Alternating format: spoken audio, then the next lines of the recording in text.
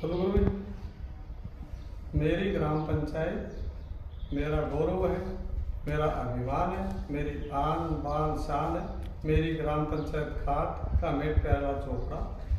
मैं police department से ये प्रार्थना करना चाहता हूँ कि जब ये मेरी जांच चल रही है, कहीं मतलब थाने में धंधुरी भी चल रही है, मर्सीसरी भी चल रही है, पिसाव भी चल रही है, तो उस जांच को पूरा करने के लिए, जैसे मेरे बेटे ने काम किया महान पब्लिक स्कूल में, तो उन्होंने कितने दिन तक वहाँ नौकरी की थी, उन्होंने कितना वेतन दिया था, जबकि मेरे बेटे के बताया तो उन्होंने कहा कि 18,000 रुपये महीने के दे रहे हैं। और उन्होंने कौन से बैंक में उसका चेक दिया, क्योंकि मेरे बेटे का खाता तो बैंक स्टेट बैंक झुंझुनू में है, 100 वाले के पास।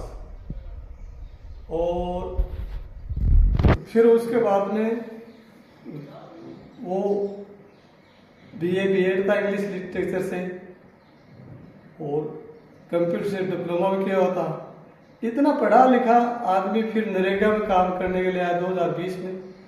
तो वहाँ का JTO नटवर सिंह ने उनके साथ में ऐसा व्यवहार किया जैसे मतलब कोई जानवर के साथ नहीं करता। वो शायद JT से भी ज़्यादा पढ़ा लिखा होगा। उसने इतना पढ़े लिखे आदमी को उन्होंने इतना कहा, उन्होंने कभी 50 रुपये रोज के, कभी कितने उन्होंने पैसे नहीं दिए। फिर वो मजदूर से मेट बना, तो मेट बनने के बाद में भी उनको काम नहीं करने दिया।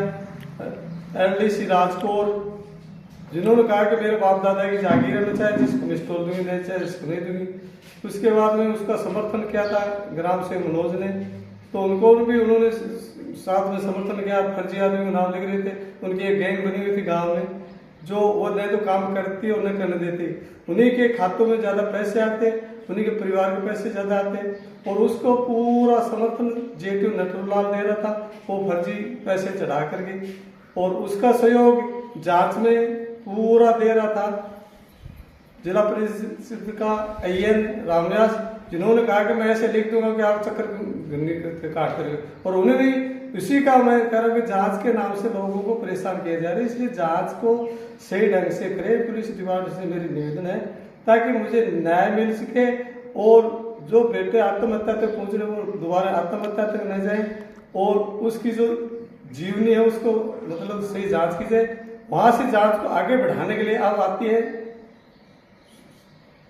सबसे अहम जांच होती है स्वास्थ्य विभाग की, जो वहां से वो बीमार घोषित कर देते हैं और कर देते हैं अनावश्यक जांच से, और उसकी दवाई उसको लग नहीं थी कि वो 2024 तक एकदम सही था। उन्होंने खून भी डोनेशन किया था, वहां उसके भी सर्टिफिकेट है, और वो 2024 तक उसको अचानक कैसे वो थर्ड ग्रेड में पहुंच गया, तो वह खून लेने वालों को जांच का पता नहीं था या जांच में गड़बड़ थी, वो अचानक वो पहुंच गया।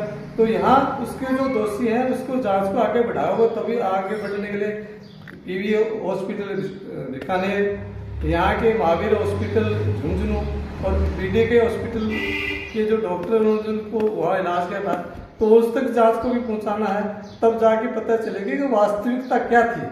वो जो इतना पढ़ा लिखा इंसान है वो नरेगा तक कैसे आ गया। यही मैं आपसे निवेदन करना चाहूँ, जांच को सही ढंग से करें ताकि मुझे न्याय मिल सके और आगे के लिए ऐसे मतलब हादसे ना हो सके। जय जवान, जय किसान, जय मजदूर, जय सभी भारतीय महिला।